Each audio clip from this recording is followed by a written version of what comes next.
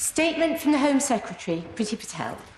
Thank you, Madam Deputy Speaker. And with your permission, I would like to make a statement about the introduction of public health measures at the border in response to coronavirus.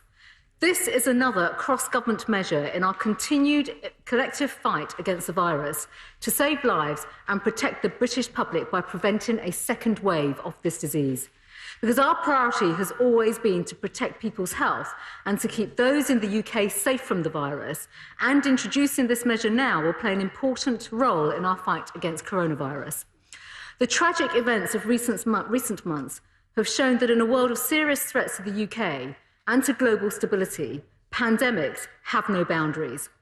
Throughout this national endeavour, the introduction of public health measures has been to protect the public, keep the virus under control, and now to protect our hard-won progress as we move in the right direction. The scientific advice has been consistent and clear, and it is thanks to the collective determination and the resolve of the British public we are past the peak, but we are now more vulnerable to infections being brought in from abroad. Some have suggested that public health measures at the border should have been introduced when the virus was at its peak. However, at that time, the scientific advice was clear that such measures would have made little difference when domestic transmission was widespread. But now, the transmission rate in the United Kingdom continues to decline, and international travel is likely to resume from its record low. Therefore, the scientific advice is that imported cases of the virus pose a more significant threat to our national effort and our recovery. Travellers from overseas could become a high proportion of the overall number of infections in the UK and therefore increase the spread of the disease. The government has therefore taken a proportionate and time-limited approach to protect the health of the British public. Madam Deputy Speaker, I will recap and recall to the House the key points of the public health measures the government is putting in place from the 8th of June. These temporary requirements are set out in the full health protection regulations laid today, and these will apply across England, with devolved administrations laying their own regulations to set out their enforcement approaches. To limit the spread of infection, arrivals must self-isolate for 14 days. This is the incubation period of coronavirus, and this follows expert medical advice and is in line with the NHS Test and Trace Service self-isolation period for anyone who has been in contact with the disease. Working with key industries, the government has deliberately included a limited number of exemptions to the self-isolation rules to allow essential services and supply chains to continue, keeping food on our tables and getting vital medical and PPE to the front line. The responsibility for sector-specific exemptions sits with relevant government departments. Arrivals to the UK will be required to fill in a contact locator form, including details as to where they will isolate and how they can be contacted. This form will be found on gov.uk, and a government-led working group with the industry has developed a process for carriers to inform travellers on the information they need to provide in order to travel to the UK. The form must be completed in advance of travel to provide details of the journey, and Border Force will be at the front line of enforcing this requirement. Passengers will require a receipt, either printed or on their phone electronically, to prove that they have completed the form. And Border Force will undertake spot checks at the border and may refuse entry to non-resident nationals who refuse to comply. They will have the power to impose a £100 fixed penalty notice to those who do not comply. And our fantastic frontline Border Force officers are world-class and consistently working to keep our borders safe and secure. The data collected will be used by Public Health England, who will undertake checks and ensure people understand and are following the rules. And if Public Health England have reason to believe someone is not following the law as they should be, they will inform the police. We trust the British people and our visitors to play their part in acting responsibly and following the rules to control the spread of coronavirus. But, Madam Deputy Speaker, we will not allow a reckless minority to put our domestic recovery at risk, so there will be penalties and enforcement for those who break them. A breach of self-isolation could result in a £1,000 fixed penalty notice in England or potential prosecution. And this programme will work alongside Test and Trace to help us further minimise the public health threat of coronavirus. Madam Deputy Speaker, Secretaries of State from the Cabinet Office, Transport, Business and Health have worked across government, the devolved administrations, with science and industry to develop the policy carefully for this public health action. In line with all government COVID-19 measures, and as I announced on the 22nd of May, the measures will be kept under regular review to ensure they remain proportionate and necessary. I can inform the House that the first review will take place in the week commencing the 28th of June, and they will be assessed on an ongoing basis thereafter, together with all other measures to fight this disease. We will publish in due course more information on the criteria that must be satisfied to lift these health measures, but I can update the House on some factors that will be considered. And these include the rate of infection and transmission internationally and the credibility of reporting, the measures that international partners have put in place, levels of imported cases in other countries and where they are more relaxed border measures, and the degree to which antibody and other methods of testing prove effective in minimising health risk. Country-specific reports will be provided to allow us to monitor global progress. But we will only consider reviewing these measures when the evidence shows that it is safe to do so, because public health will always come first. And as we have considered for all our cross-government COVID-19 measures, we will take into account the impact on economy and the industry. The aviation and travel industry is home to some of Britain's most successful businesses and supports thousands of jobs. Across government, we understand how tough the public health measures to prevent a second wave of coronavirus are for this sector. The industry has a proud record of making safety of its passengers and staff its #1 priority. It also has a record of dynamism and innovation. Engagement with the industry is crucial, and we are asking them to work with us on these measures. We are liaising with bodies such as the International Civil Aviation Organization on this and on other COVID-19 related issues, and we will continue to work closely with companies and carriers. And that is why, with my right honourable friend, the Transport Secretary, we will tomorrow host a roundtable to work across the travel sector and the broader business sector as well, on how we can innovate and move together, but also form a long-term plan for the industry. The government and industry share the same aim, to get Britain and our economy moving again in a way in which is safe and also practical for everyone. Madam Deputy Speaker, our priority has always been the safety of our people. This has driven our evidence-led cross-government approach to this whole crisis. The Foreign Office will continue to currently advise against all but essential travel abroad, or no travel at all to a country where the risk of COVID-19 remains unacceptably high. There has been engagement with embassies representing countries from around the world to explain our approach. And taking this public health action, alongside our measures, including test and trace and continued social distancing, in the long run, we will ensure that we can have greater freedom in the longer term. And of course, Madam Deputy Speaker, that includes international travel corridors, a subject that has already this afternoon been discussed in the House. Currently, there should only be essential travel, but across government and with the sector, we will continue to explore all options for future safe travel. And any international approaches will be bilateral and agreed with other countries concerned. And of course, we will need to ensure that those countries are deemed to be safe. We are not alone in our fight against this disease or in the measures we have taken to stop it. Madam Deputy Speaker, these measures are backed by science and supported by the public and are essential to save lives. We know that they will present difficulties for the tourism industry, but that is why we have an unprecedented package of support, the most comprehensive in the world for employees and for business. But we will all suffer in the long run if we get this wrong. And that is why it is crucial that we introduce these measures now. Let us not throw away our hard-won progress in tackling this virus. And first and foremost, we owe it to the thousands of people who have died, and we owe it also to the millions of people across the whole of the United Kingdom whose sacrifices over the previous months in following social distancing have together helped us to bring this virus under control. I commend this statement to the House. Shadow Home Secretary Nick Thomas-Symonds. Thank you, Madam Deputy Speaker, and I thank the Home Secretary for her statement and advance sight of it. We've been calling for sensible screening measures at the border for months, and we will, of course, study the detail of what's been announced. It is vital the UK has a plan for minimising the risk of infections coming into the country. But the Home Secretary must also realise there are fundamental questions she needs to answer. Why these particular measures, and why now?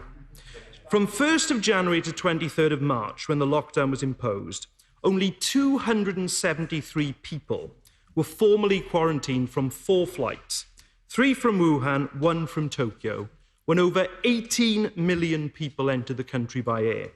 Now, the Home Secretary just said in her statement this was because domestic transmission was widespread. But this is what the government's own chief scientific advisor said, and I quote, "A lot of the cases in the UK didn't come from China and didn't come from the places you might have expected. They actually came from European imports and the high level of travel into the UK around that time. And ministers saw on their television screens what was happening in Italy and what was happening in Spain." On the 30th of April, I wrote to the Home Secretary to ask her to publish in full the scientific advice that her decisions on measures at the border at that time were based on, so we could learn the lessons going forward. She hasn't even replied to my letter, and not making all that information public is a mistake. Unfortunately, like too much of the Home Office handling of this crisis, the management of arrivals to the United Kingdom has lacked urgency and coherence. As long ago as the 10th of May, the Prime Minister gave notice of these quarantining measures. Why has the government wasted precious weeks talking about possible border restrictions rather than taking effective actions? If these measures are necessary from the 8th of June, why have they not been necessary in recent weeks, or from when they were first announced by the Home Secretary herself on the 22nd of May? And can the Home Secretary give me her assurance that these measures from Monday next week have been recommended and approved by SAGE? I do join her in her praise of what those at Border Force have done, but can she give me a further assurance the Border Force on the front line will have the resources and all the protection that they need? Madam Deputy Speaker, the government's confusion over arrivals and quarantine has widespread implications for the UK economy, particularly aviation, hospitality and tourism, and related supply chains. Huge numbers of jobs are at risk, yet the crucial package of support for these industries that we on these benches have argued for has yet to materialise. In her statement, the Home Secretary mentioned a roundtable with the Transport Secretary tomorrow with businesses. But the government should already have done that. They should be presenting these steps today as part of an all-encompassing approach to travel to the aviation sector backed up by the published scientific evidence.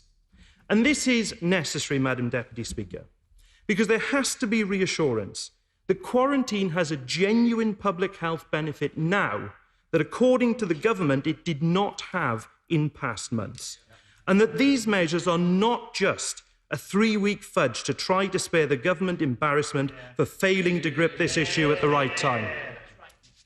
And given, Madam Deputy Speaker, that there is no vaccine at the moment, that Test, Track and Isolate isn't fully up and running as the government promised that it would be, I ask that the Home Secretary makes a commitment that she'll report back to the House before the end of the initial 3-week window on that first review that she mentioned in her statement, outline her proposed exit strategy from these measures, outline her plans for any travel corridors, and can the Home Secretary pass on the message to the government of how urgent it is that that comprehensive package to support jobs is brought forward as soon as possible?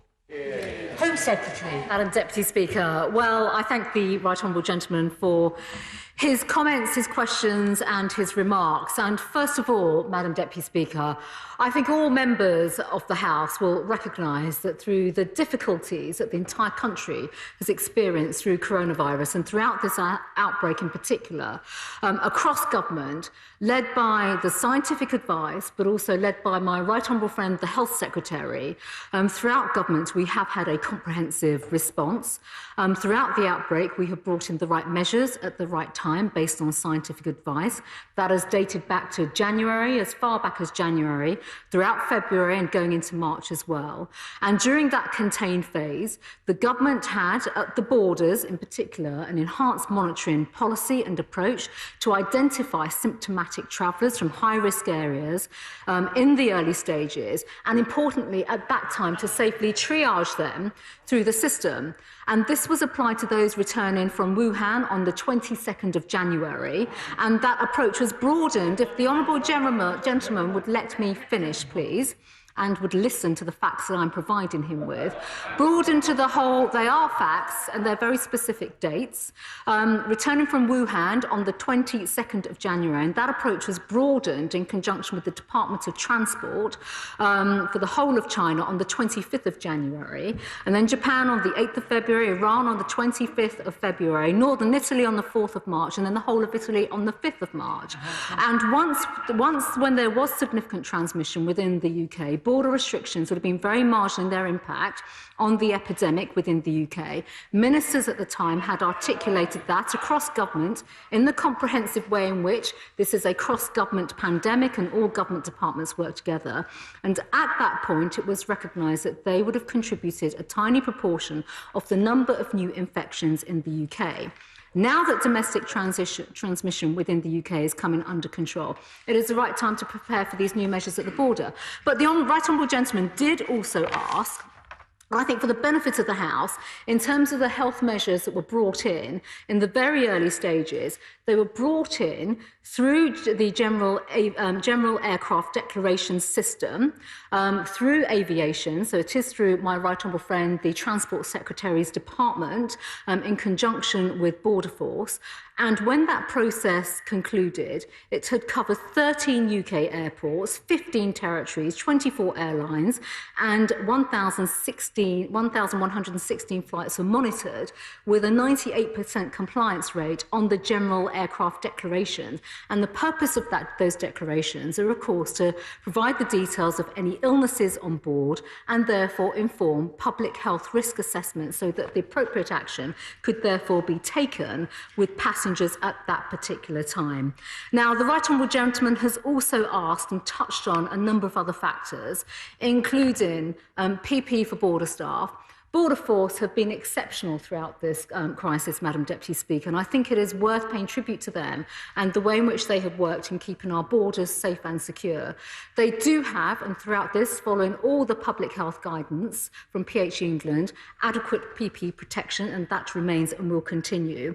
And finally, Madam Deputy Speaker, in response to the right honourable gentleman, he rightly asked about a comprehensive approach for the sector, for travel, tourism, for aviation, the world-class industries that we have in the United Kingdom, and rightly so. I've worked with many of those sectors in my previous career as well. A comprehensive approach is being taken. He asked as to why we're only meeting with them now. That is not the case at all.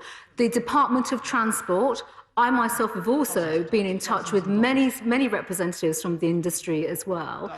There is we work across governments, and I know the honourable gentleman is nodding his head on that point as well. In response to the Transport Secretary, he would rightly expect a comprehensive approach. That comprehensive approach will be coming forward again on the floor of this House, not just by myself, but my other colleagues, my right honourable friends as well, across government who lead those departments, and the collective response to this particular issue. Madam Gullis. Thank you very much, Madam Deputy Speaker. Quarantine will have an impact upon businesses who rely heavily on the hospitality sector, like ceramics in Stoke-on-Trent. Churchill China and Steel Light have spoken to me on that point. So can my right honourable friend explain and reassure ceramic manufacturers that quarantine will not hinder them as they try to reboot the local economy? Well, my honourable friend is absolutely right in terms of the fantastic ceramics industry in Stoke-on-Trent, and he, of course, is a great advocate for them as well. There are some very important points just to make on this, Madam Deputy Speaker, and I reiterate again, these are public health measures designed to protect the British public for imported cases of coronavirus. But, of course, we are global Britain. Our borders are not shut. Let me just emphasise that point to the House. We are a global Britain when it comes to goods in particular and exports either coming in, goods going out of the country as well. All of that will continue, and businesses, of course, continue to be at the forefront of being Global Britain, and that, of course, will continue for the ceramics industry. Joanna Cherry. Thank you, Madam Deputy Speaker, and may I thank the Home Secretary for advance sight of her statement, and like her, pay tribute to our border force and other key workers. Madam Deputy Speaker, the Scottish National Party have been calling on the UK Government to introduce public health measures at UK borders for some months now. The Centre for Evidence-Based Medicine at the University of Oxford have said that the effectiveness of quarantine during a viral outbreak relies on the timing and accuracy of the quarantine period, as well as the ability of individuals and healthcare providers to follow quarantine procedures. And I fear that the Home Secretary's statement does not fully address these matters. There has been widespread concern that the UK has been out of step with most other countries who introduced public health measures at their borders far earlier in the pandemic. The best way for her to address the failure to introduce any measures to date, and also the effectiveness of the measures she now proposes, is to publish the evidence and the advice upon which she has relied. Now, the matter was discussed at the SAGE meeting on 7th May, but their advice has yet to be published. Will she undertake to publish that advice from the meeting of 7th May today? And can she tell us what advice have SAGE given about the widely reported aspects in which it is suggested the government intends to water down the quarantine proposals? Do SAGE think these quarantine measures will be effective if these watering down proposals are in place? Now, I note that she said that the measures will be considered regularly, commencing in the week beginning 28th of June. But can she tell us how long overall she envisages the measures will be in place? And finally, these measures at the border are her responsibility as Home Secretary, but part of their delivery and part of their enforcement will be in Scotland and will be the responsibility of the Scottish Government. So will she undertake to meaningfully engage with my colleagues in the Scottish Government on their requirements before any potential changes are made in the weeks and months ahead to these? Home Secretary. Well, I thank the Right Honourable Lady for her questions and her comments. There are a number of points, if I may just allude to. I completely reiterate and restate the points that I made about the measures that have been taken from the beginning of the year in terms of public health measures within the aviation sector, but also enhanced monitoring at the borders to identify symptomatic travellers from high-risk areas. That happened early and safely, and people were triaged to the health systems. I think that's really important for everybody to remember that as well, and be mindful of this, because these are public health measures. She again, and in fact, if I may say so, in answer to the Right Honourable Gentleman as well, made the point about publishing the advice through SAGE. SAGE, of course, published their advice accordingly, and that is ongoing. But very specifically, she referred to potential downgrading of these measures. These are public health measures, and this is not something for the Home Office or myself as Home Secretary to consider in isolation or independently. This is a part of a wide package in terms of public health measures, in line with the public health regulations that are being laid in Parliament and put down in terms of reducing the R value and protecting the British public. And I think it is really important, Madam Deputy Speaker, for the British public and for all members, Right Honourable and Honourable members of this House, to put this into perspective in the context that we are in a national health emergency right now. This isn't about the convenience or inconvenience of certain regulations and measures being put down and the application of them. We are here to make sure that we protect public health first and foremost. And that is why it is important whenever these measures are reconsidered in due course, and they will be aligned with other regulations when they are reviewed as well, that we look at this within the totality as to how we can protect the public and their health. Now, I would like to get everybody in. That will require short questions and short answers. Steve Brown. Thank you. If I'm honest, I think many people will think this is the right move at the wrong time. We keep being told to use our common sense. The idea that this was wrong when Europe was at the centre of a pandemic, and right now, it doesn't add up to me, but maybe that's just me. But we are where we are, and we can't go back, so we start from here. Now, hundreds of my constituents rely on Southampton Airport for their livelihoods. It was on its knees before COVID. So while I appreciate there's much talk today of travel corridors, can I ask my right honourable friend whether the government considered travel gates to block incoming travellers from certain countries based on the science. Basically, a more targeted risk-based approach to the screening of passengers, as happens with aviation security standards now.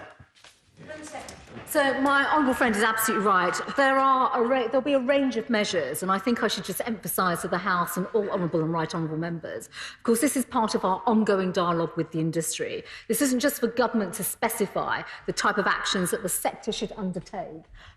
We have to innovate together and also look at new international aviation health screening options, opportunities, but the way in which we can work to innovate and set new standards internationally. We want to be at the forefront of that, and that is something that we want to urge our industry to do as well. Yvette Cooper. Sir Patrick Vallance has said that the crisis escalated in this country as a result of many, many cases coming from Spain and Italy during March. So clearly the triage system wasn't working. The Select Committee has also been told that in a 10-day period from the 13th of March to the 23rd of March, up to 10,000 passengers with coronavirus are likely to have arrived at our ports and airports. The Home Secretary has still not published the science that we were promised behind these decisions. Can I urge her now to do so and to tell us what is her estimate of the number of people in the next 3-week period who are likely to arrive in the UK with coronavirus? Home Secretary. Well, I thank the Right Honourable Lady for her comments. I've already been clear about the measures that were brought in.